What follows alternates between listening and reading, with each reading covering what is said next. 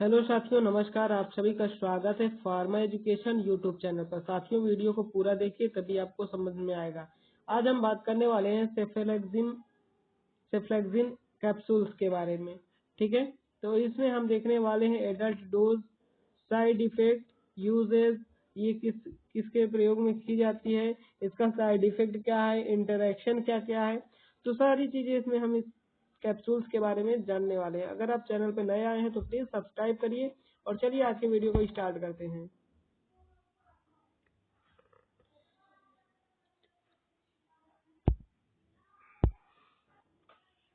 Market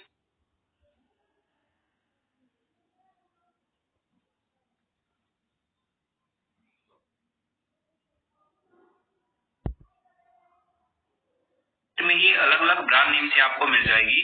जैसे फेनेक्सिन नाम से मिल जाएगी, स्पोरिडोक्स नाम से मिल जाएगी। इसके अलावा भी अलग अलग ब्रांड नेम से आपको ये दवा मिल जाएगी। तो मेन पॉइंट याद रखना है, सिफेनेक्सिन एक सिफेलोस्पोरिन ग्रुप की एंटीबायोटिक है। अब हम बात करते हैं कि जो ये एंटीबायोटिक है सिफेनेक्सिन नाम की, इसका यूज कहाँ पे होता है। तो ध्यान से देखिएगा, इसका यूज होता है स्किन इन्फेक्शन को ठीक करने के लिए, सॉफ्ट टिश्यू इन्फेक्शन को ठीक करने के लिए, ओटाइटिस मीडिया यानी कि मिडल ईयर कान के अंदर अगर इन्फेक्शन हो गया है उसको ठीक करने के लिए, अनकॉम्प्लिकेटेड यूटीआई यानी कि यूरिनरी ट्रैक्ट इन्फेक्शन, इसके अंदर यूज किया जाता है। बोन इन्फेक्शन या फिर ज्वाइंट इन्फेक्शन हो गया है उसको ठीक करने के लिए, रेस्पिरेटरी ट्रैक्ट इन्फेक्शन यानी कि जैसे लंग्स के अंदर इन्फेक्शन हो गया तो उसको ठीक करने के लिए इसका यूज किया जाएगा। एक्यूट डेंटल इन्फेक्शन, दांतों के अंदर अगर कोई इन्फेक्शन है, बैक्टीरियल इन्फेक्शन, उसको ठीक करने के लिए यूज किया जाएगा।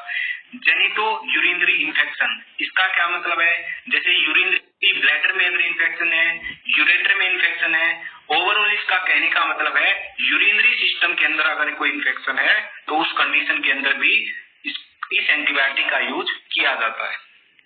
नेक्स्ट है एक्यूट प्रोस्टेटाइटिस, इसका क्या मतलब है, एक प्रोस्टेट ग्लैंड होती है। प्रोस्टेट ग्लैंड क्या होती है, मेल रिप्रोडक्टिव सिस्टम के अंदर 3 तरीके की ग्लैंड्स होती हैं, जैसे सेमाइनल ग्लैंड होती है, प्रोस्टेट ग्लैंड होती है, बल्बो इरेक्शन ग्लैंड होती है।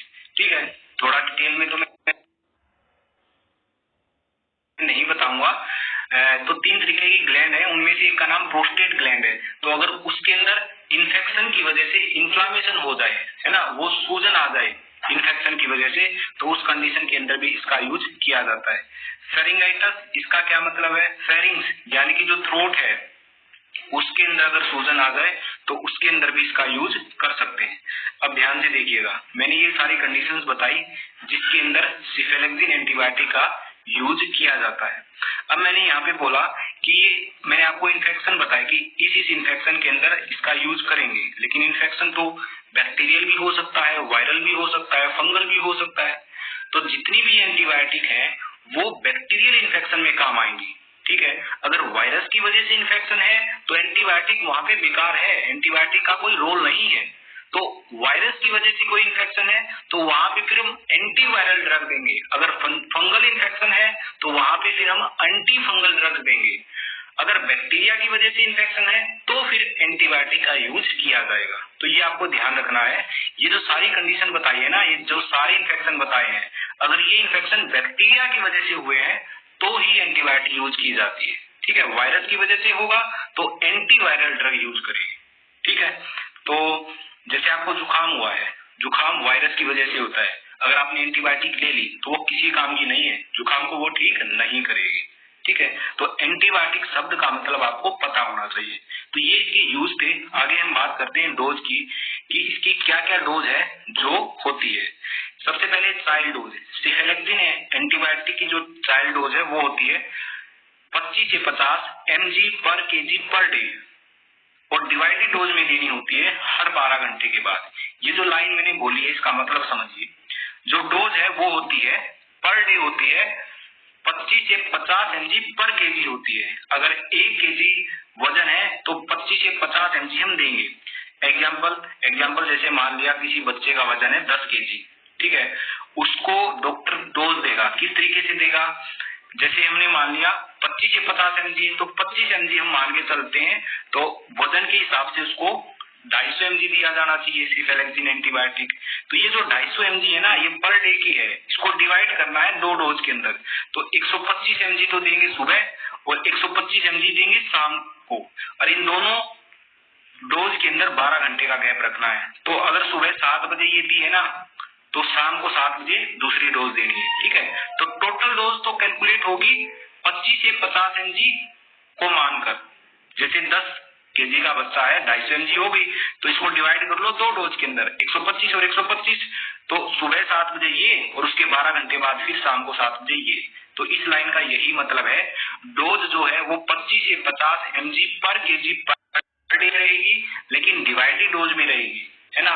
तो दिन के अंदर 2 डोज होंगी और दोनों डोज के अंदर जो अंतराल है वो 12 घंटे का रहेगा, ठीक है। जैसे सुबह 7 बजे दी तो शाम को 7 बजे देनी पड़ेगी, अगर सुबह 8 बजे दी है तो शाम को 8 बजे देनी पड़ेगी। तो 12 घंटे का गैप होना चाहिए, ठीक है। अगर आप एक फिक्स टाइम पे एंटीबायोटिक यूज करते हो, जैसा कि डॉक्टर ने आपको बताया है कि अगर आपको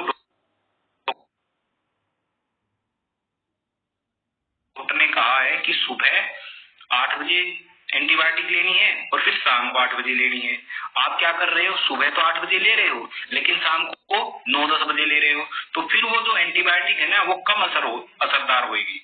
अगर आप एक फिक्स इंटरवल पे लेते हो, जैसे डॉक्टर ने कहा है, जैसे सुबह 8 बजे ली और शाम को भी 8 बजे ले ली, और ऐसा ही डॉक्टर ने कहा है, तो जो एंटीबायोटिक है ना उसका रिजल्ट आपको अच्छा देखने को मिलेगा, ठीक है। तो ये है चाइल्ड डोज जो आपको पता होनी चाहिए, ठीक है। अब देखिए यहाँ पे मैंने लिखा है 25 से 50। एग्जाम्पल मैंने लिया था 10 किलो का जो बच्चा है जिसका वजन 10 किलो है, और वहां पे मैंने 25 mg एग्जाम्पल लिया। तो इसका मतलब क्या है, 25 से 50 mg। जैसे मान लिया डॉक्टर किस तरीके से डोज कैलकुलेट करता है, अगर इन्फेक्शन थोड़ा सा है तो 25 mg को मानकर डोज कैलकुलेट कर लेगा, थोड़ा ज्यादा है तो 30 mg मानकर कैलकुलेट कर लेगा, उससे थोड़ा ज्यादा है तो 40 मान लेगा, और थोड़ा ज्यादा है तो 50 mg मानकर कैलकुलेट कर लेता है, ठीक है। और सीवियर इन्फेक्शन है, बहुत ही ज्यादा है, तो ये डोज ना बढ़ा दी जाती है डॉक्टर के द्वारा, फिर 50 से 100 mg पर kg पर डे के हिसाब से कैलकुलेट करता है डॉक्टर, ठीक है। तो इस तरीके से डॉक्टर के द्वारा चाइल्ड डोज को कैलकुलेट किया जाता है। अब हम बात करते हैं एडल्ट डोज।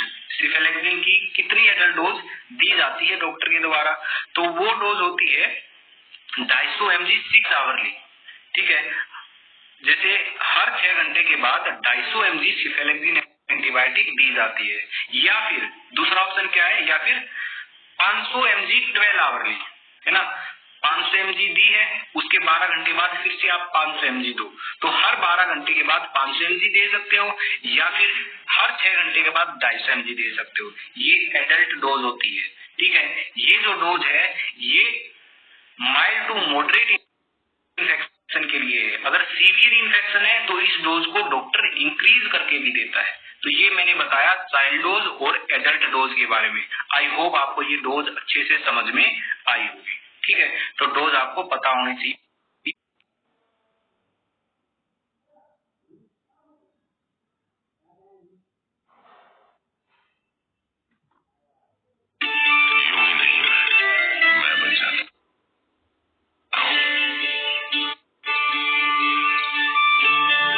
कुदरत के कोने कोने से खूबियां खोज लाता हूँ,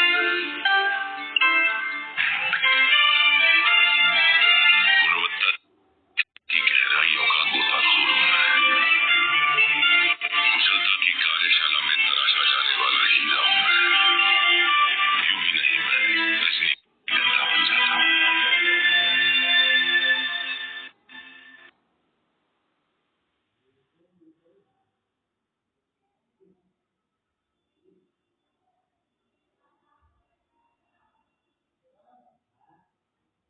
जब मैंने स्टार्ट किया था body building as a career, तब मेरे को बहुत सारी रुकावटें आ रही थी। उसके बाद फिर मैंने हार्ड वर्क करना स्टार्ट किया, फिर भी रिजल्ट नहीं मिल रहे थे।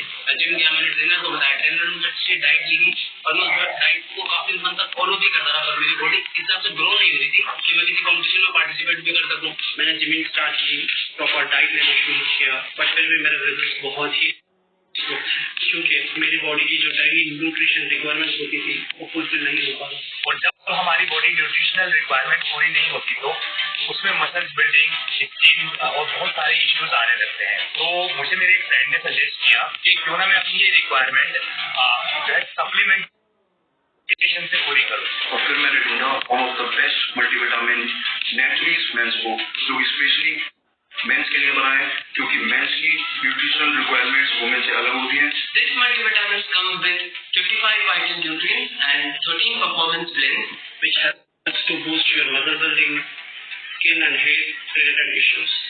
It also helps you increase your energy levels, building muscles and improve joint health. Just take one multivitamin daily after the breakfast and your requirement for one entire day will be met. You can also check the authenticity of this special multivitamin on this golden ring. You just have to scratch the given code, enter the unique code on the website given in the description, and boom, your product is authenticated.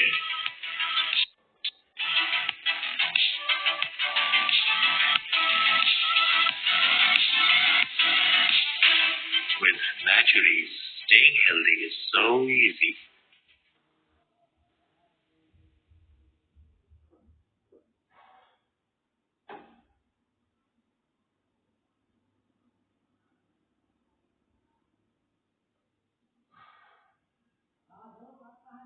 ये कि antibiotic की, सिफेलेक्सिन antibiotic की कितनी dose होती है, child dose कितनी और adult dose कितनी। अब हम बात करते हैं साइड इफेक्ट की, क्या क्या कॉमन साइड इफेक्ट देखने को मिलते हैं सिफेलेक्सिन दवा लेने के बाद। सबसे पहला है सिफेलेक्सिन, ये सिफेलोस्पोरिन ग्रुप की दवा है, तो सबसे मोस्ट कॉमन साइड इफेक्ट आपको देखने को मिलेगा एलर्जी का। ठीक है, पेनिसिलिन और सिफेलोस्पोरिन, ये दोनों ग्रुप की दवा में सबसे कॉमन साइड इफेक्ट एलर्जी का देखने को मिलता है। ठीक है, जैसे रैशेज हो जाएंगे, है ना, रैशेज देखने को मिलेंगे, नोजिया, डायरिया, स्टमक पेन, पेट के अंदर दर्द, इंडाइजेशन, वोमिटिंग, तो ये सब साइड इफेक्ट है, ये देखने को मिल सकते हैं। जरूरी नहीं है कि हर किसी के अंदर देखने को मिले, किसी किसी के अंदर ये साइड इफेक्ट, इनमें से कोई भी साइड इफेक्ट देखने को मिल सकता है। अगर कोई भी साइड इफेक्ट देखने को मिलता है तो तुरंत डॉक्टर से मिलना चाहिए। ठीक है, तो ये कुछ कॉमन साइड इफेक्ट थे। अब हम बात करते हैं सिफेलेक्सिन के इंटरेक्शंस के बारे में, कि कौन कौन सी ऐसी दवा है जो इस दवा के साथ, सिफेलेक्सिन एंटीबायोटिक के साथ इंटरेक्ट कर सकती है। एम्फोटेरिसिन, लूप डायरेटिक्स, स्पेशली कहूं तो डायरेटिक्स सारे ही लगा लो, लूप नहीं, सारे ही diuretics, aminoglycosides, vancomycin, gentamicin, estrogen containing oral contraceptive, वो ओरल कॉन्ट्रासेप्टिव जिसके अंदर एस्ट्रोजन है या फिर मेटफॉर्मिन, ये वो दवा है जो सिफेलेक्सिन दवा के साथ इंटरेक्ट करती है। अगर आपने इन दवाओं में से कोई भी दवा सिफेलेक्सिन के साथ ली तो इसके साथ ये इंटरेक्ट कर जाएगी। किस तरीके से इंटरेक्ट कर सकती है, कोई भी रिजल्ट देखने को मिल सकता है। फॉर एग्जाम्पल, अगर कोई पेशेंट इन दवाओं में से, जैसे एम्फोटेरिसिन या फिर डायरेटिक्स या फिर अमीनोग्लाइकोसाइड या फिर वेंकोमाइसिन, इसके साथ अगर सिफेलेक्सिन दी जाए अगर किसी पेशेंट को, तो उसको नेफ्रोटॉक्सिसिटी होने का खतरा बढ़ जाएगा। नेफ्रोटॉक्सिसिटी का मतलब है किडनी डैमेज होने का खतरा बढ़ जाएगा। ठीक है, जिंटामाइसिन, जिंटामाइसिन क्या है, ये भी अमीनोग्लाइकोसाइड का एक एग्जांपल है, तो किडनी डैमेज होने का खतरा तो बढ़ ही जाएगा। साथ में अगर जिंटामाइसिन के साथ सिफेलेक्सिन दी जाए ना तो हाइपोकैलेमिया होने का खतरा भी बढ़ जाता है। तो ये कुछ इंटरेक्शंस है जो होती है। ठीक है, तो ये सारी मैंने दवा बताई जिसके साथ सिफेलेक्सिन जो दवा है, एंटीबायोटिक है, वो इंटरेक्ट करती है। ठीक है, तो ये थी आज की हमारी वीडियो जिसके अंदर मैंने आपको सिफेलेक्सिन दवा के बारे में बताया। तो चलिए मिलते हैं नेक्स्ट वीडियो के अंदर।